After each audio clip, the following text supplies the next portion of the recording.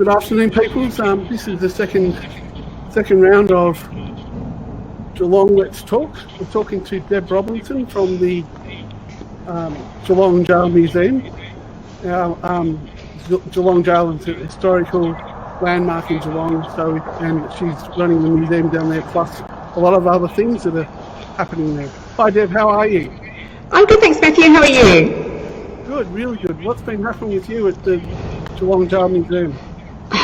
So much. We've got a lot happening at the moment. So for those, I might go back a little bit. So if people actually haven't been to the jail before, and it's why it's a little bit echoey where we are at the moment, I'm actually sitting in the very centre circle of the jail. And I have one of my cohorts is locking up things at the moment behind me, so it's a little bit noisy in the background.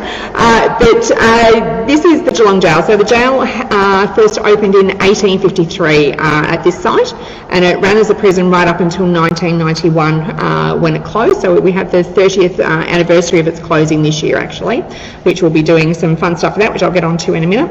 But it's been used for a number of things over the years. So it had male and female prisoners here up until about 1900.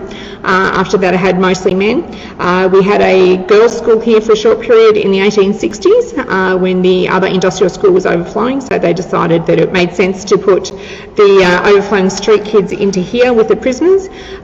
We had a military detention barracks here during World War II, and we also were a hospital jail for most of its history, and then a training prison in its final years. But it finally closed its doors in 1991 when all of the prisoners were then taken out to Barwon at Lara. Hang on, did you just say that there was a school there? Yes, we had a girls' school here.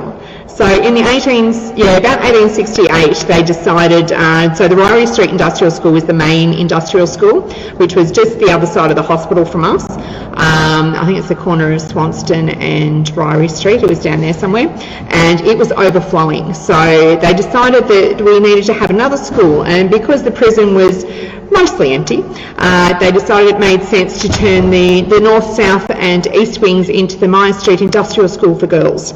So we had young girls aged between 3 and 16 that were brought here and taught how to be proper young ladies, so being taught cooking, laundry, needlework.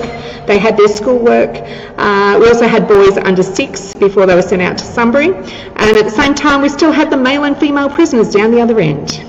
Wow. Didn't they? It took 4 years before they decided it probably wasn't the best idea. No, it wouldn't happen today, would it? No. So, and there's lots of rumours about things happening, but we haven't actually found a lot of proof. So we do a lot of historical research into the background, which of course it brings up all the background for what we do for our displays throughout the museum. So for those that haven't been here for a while, so the museum's been open to the public since about 1995, but for the first 30 or 25 years or something, it was under Rotary. The jail was sold into private hands about 2 years ago, and we were given the opportunity in June 2019, we were given the opportunity to take over the museum site. So we've been running the ghost tours here in different incarnations of the company since about 2010, I think. There's been ghost tours running here at night, and we still do those tours at night as well. But during the day now, we've got free range to play with our history, and you've met both myself and Rob, and you know how passionate we are about the history here. So so we've been doing lots and lots and lots on that side. So we've refreshed most of the north wing now. I think that's just about finished. We're working on, one of the big things we're working on at the moment is doing oral histories. So we're trying to capture the histories from people who were associated with not only Geelong Gaol, but any of the 12 colonial jails that were here in Victoria. So we've been doing a lot of work with Castlemaine. I think we've connected with about half a dozen people now up there that we've actually been able to record.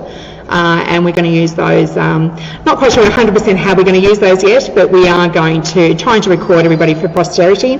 And we're just about to try and get in touch with, I think it's Deakin University we're going to have a talk to see if they'll perhaps come in and help us with some filming, so they can film the interviews as we're doing them, so that we've actually got some film footage as well of these people who have some fantastic stories. We had an old warder came through from Geelong, I think it was October last year. He walked through with us for 2 hours, and it was actually really funny because, as you can tell, I talk a lot and I talk quickly, and every now and then I'd sort of get a bit excited and go, oh, but what about, and you go, stop, just wait. And he'd finish his little bit and he's like, now what did you want to know? And I'm like, I feel like I'm back at school. It's been a long time. I don't even need to ask any questions. You're telling us all. I have a tendency to do this. I talk a lot. It comes with being a tour guide. Give a bit of your background before you became the museum, Yep. which is pretty recently, because Yes. I've lived in Geelong all my life, and I grew up in Geelong, and I've visited the hospital many times, which is just across the road. But I'd only very recently visited the actual space, the jail. Yes. Oh, Now, I'm actually the same, to be honest.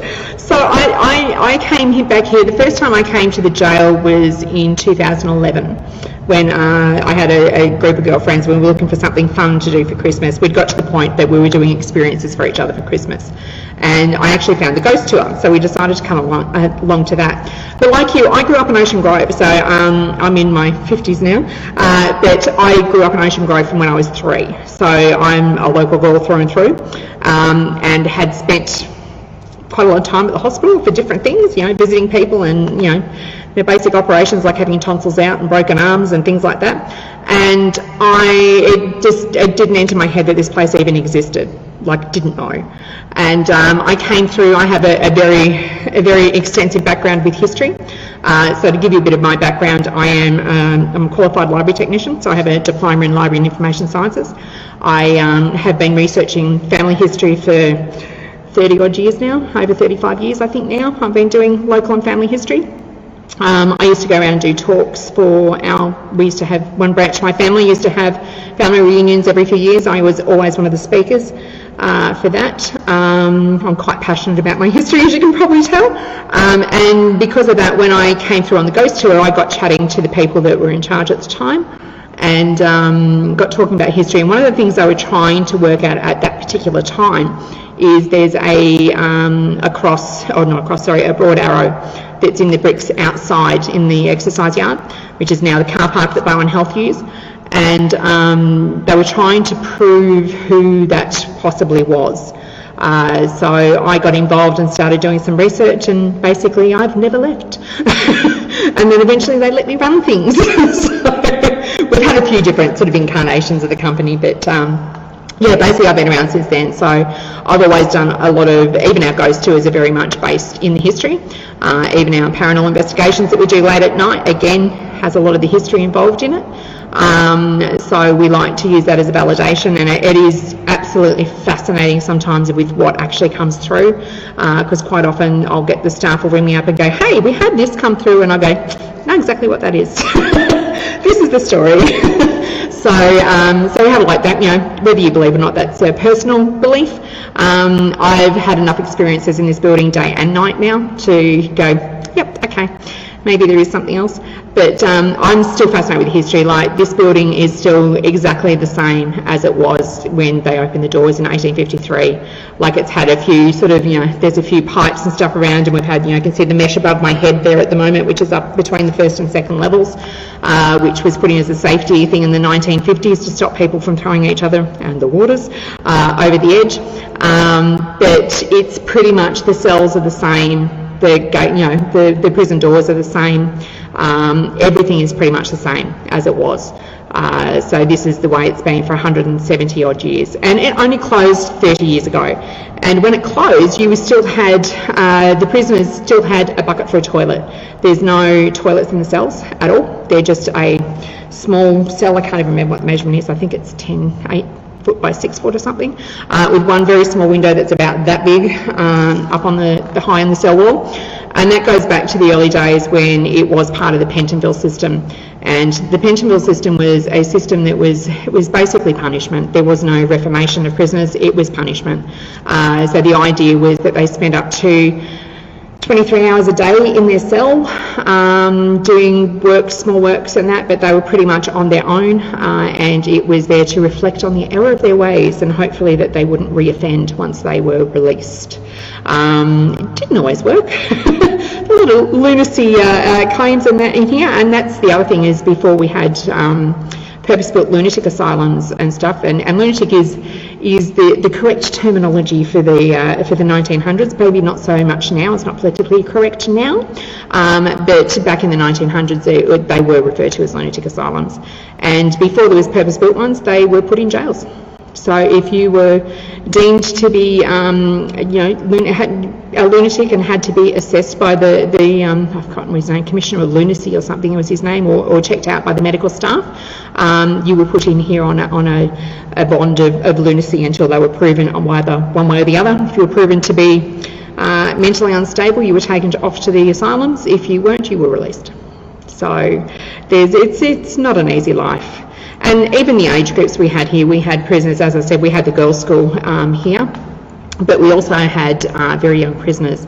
So back in the days, I think it was the 1864 Neglected Children's Act, gave the government power to take control of any children who were out on the street, and that was where the industrial school came into play here.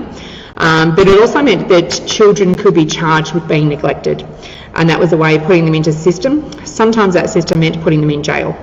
So the youngest child that I've seen as a prisoner here is just 2 years old, which is just shocking. And that was in the 1860s. I actually cried when I found that one because it was a 2-year-old. I was like, oh my God.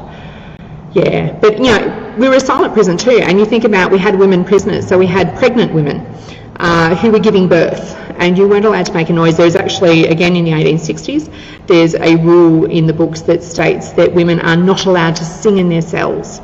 Now, when you're locked up with a 2-year-old in a very small space, how else do you entertain a child? So it wasn't a good place.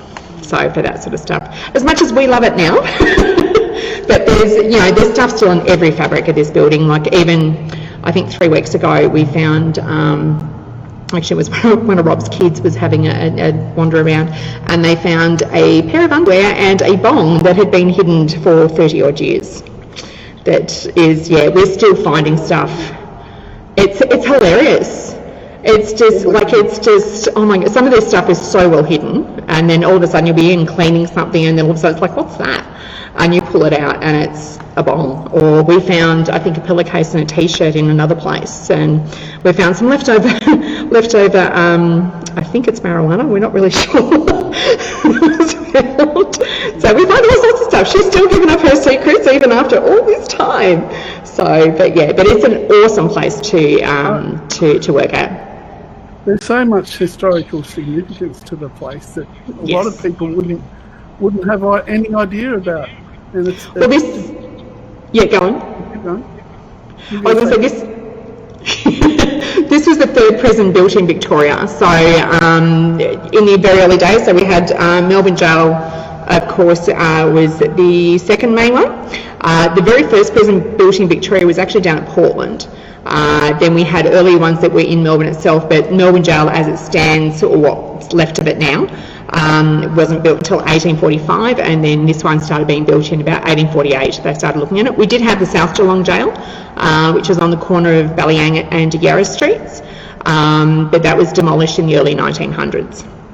Which I'm still trying to locate one of the bricks from it, because apparently it went to Gardenia Park. So I've actually contacted them. They know nothing about it. I'm like, damn it! Someone's got to know where this stone is. So, but yeah, apparently.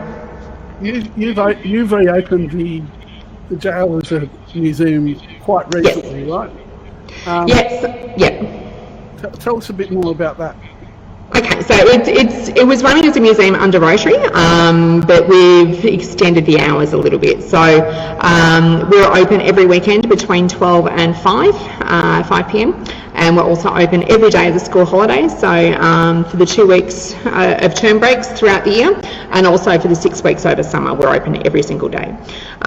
We have a escape tour that runs intermittently on a weekend. We actually have them running this weekend because we're being part of the Australian Heritage Festival, and that's one of the things we're doing for that. And yeah, so we have tours. You can come in and wander around though for as long as you like. There's plenty of displays to read, and we've done a lot of work on updating things. So one of the things we wanted to do, because we felt it was something that wasn't really covered here in Victoria at all, is a general penal history. So in the front corridor as you come in, we have boards on the 12 colonial prisons that I was discussing. We have a bit of information. We have one of the rooms has the hulks that used to be out at Williamstown, which was an overflow from Melbourne Prison when it was crowded. So they used a number of the old sailing ships to convert to prisons, which were horrendous conditions.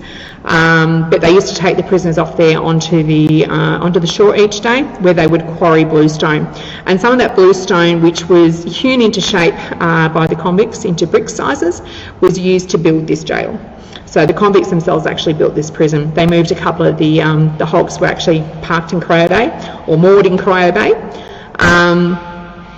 The birds are around. So they used to march the prisoners up, and they would actually build the prison itself until it was ready to move in. Initially when it opened, it was supposed to be just the male prison, and the females were going to stay out at South Geelong, which is what happened for a little while, but they decided South Geelong was just too far gone. So they moved both male and females here. And this is where everybody would come. We've had 6 executions associated with the jail. So the first 2 were actually a public execution. So if you know where St Mary's is, just opposite the hall there, that whole block was once known as Gallows Flat. So in 1854, we had 2 men that were executed publicly in front of a crowd of 2,000 men, women and children. Apparently you went to an execution, you took a picnic lunch and you cheered as justice was done. So yes, after that they decided perhaps that might be just a little barbaric, we better take it behind the walls, which they did, and we had a further 4 executions here, although only the final execution was on the gallows that were built, which are still there today. You can still have a look at the gallows, and you still walk along the trapdoor to have a look at where they were executed. But yeah, so they're very, very interesting stories. I've actually just finished writing up the 2 ones that we executed publicly. Started doing earlier this year, I've started doing a podcast on the history of the jail. So I know a fair bit about the history of Geelong Gaol. So I've been doing a podcast on that called Locked Up with History. And we'll also be looking at a few murders and things like that, because I used to do murder tours up in Melbourne too, and they fascinate me as well. And a lot of them ended up down here, surprisingly. So I've been doing that to keep myself busy and just something completely different. So it's been fun, but we're growing and growing. I think we've got up to 20 staff now, which is a bit scary. So yeah, we've gone from quite a small group to I think we've got about 20 staff. So we not only run tours, this is our night tours, we don't just run the ghost tours here at night, we actually run ghost tours up in Bendigo, and we do paranormal investigations at Werribee Park, Stiglitz, and we do 3 hotels at Denali, Malden and Seymour as well. So yeah, just because we don't have enough to do. So we have lots of people. My final question, well, it's a question, it's just basically a conversation, is about you're offering the space up for events now, or starting to offer the space up for events, in an unusual sort of setting. It's a cool location. We've had a few over the years, but not sort of major sort of things, and that's one of the things that we're trying to I suppose, to diversify a little bit now that we have control of it. So it's just trying to utilise the space a lot more. So as much as we have the tours and they're a lot of fun, it is just an awesome space to be able to be used, and we're going to have business behind bars here in a couple of weeks, which will be fantastic, and that'll be in this space where I am at the moment in the circle. But we're looking at a few other things. We've got a few talks coming up. We actually have we've formed a relationship with the K9 squad out at Barwon Prison, so they actually can bring the dogs in to train here through the prison, and for Law Week, which is a more Melbourne-based thing, which highlights the different functions of law. But we're actually doing a display with the dogs, and we also have a number of speakers that are coming in to do speeches for us, including we've got one guy here who's coming in by the name of Rob Hunter, who's now a local here. He's just moved down to Ocean Grove. But if those of you who are old enough like us to remember a guy by the name of Edwin Eastwood, who did the Faraday kidnapping in central Victoria back in the 1970s, early 1970s, I think 72, he kidnapped the entire school and their teacher and held them for ransom to the Education Department. And he was jailed for 16 years for that. Part of his sentence he served down here at Geelong, but while he was at Geelong he managed to escape. And when he escaped, he kidnapped another school, and the teacher of that school had only been a teacher for 9 days when he was kidnapped. And he now does talks about his experiences. So he's coming in to do a talk for us right next to where Edwin escaped from. So which we're really looking forward to. So that should be really, really cool. But we've got some really cool stuff coming up. We've got lots of talks coming up. We're just expanding our souvenir range. So we've got a heap of books, especially crime books and ghost books and that sort of stuff that we've now gone into the shop. So I've just got to get them up online, and then we'll be all good to go with them too. But it's been great. Like the amount of people that have come back in that perhaps haven't seen the jail for a few years, and just the people we're getting to talk to at the moment. It blows my mind. There's just so much history associated with this place, and like I said, it's an awesome event space too. It's a huge space, and yeah. You mentioned business behind bars. For those who are listening to GFDM, that's our next May catch up. So we'll put the link in here, and I'll share the link with the group. It's an opportunity to grab a squid at the jail and the space that you might be able to use to whatever you want. And I can talk your ear off about history in person. Yeah. Weddings, parties, anything, you reckon? Yes. So we're clearing up. We've just got permission to use one of the outside exercise yards too. So we're just in the process of clearing that out. And we're hoping to be able to use that because, of course, GPAC's closed at the moment, I think. So there's a lot of the smaller performance groups that are lacking spaces. So we're clearing that out. They actually did a working bee last weekend to start clearing that out. And we got hold of, I think, one of the guys from Gordon. He's going to help build us a stage in there so they can actually use that as an outdoor performance space. But we're also looking at, hopefully by next summer, we'll be able to do some markets or outdoor cinema or stuff like that too. So yeah, so just hope. It'd be a really good space for, like, imagine the photographs you could do, like wedding photographs and stuff like that. Like, we actually get a few requests for that. That can we just come and take some photos? I was like, yeah, sure, come in. So it's a really good space. All right, Deb, thanks for talking to us. I mean, we could probably talk all night, but it's been fabulous. I haven't actually needed to do much talking. I told you I wouldn't need much. Really quickly. But, I talk for a living. That's what I do. If you want to know more, get in contact with Deb, or come to our business behind bars, find out a little bit more about the space. Have a look at the space. It's a fabulous space. I've been there for some time now, and it's really good. It'd be really good open space for anything really.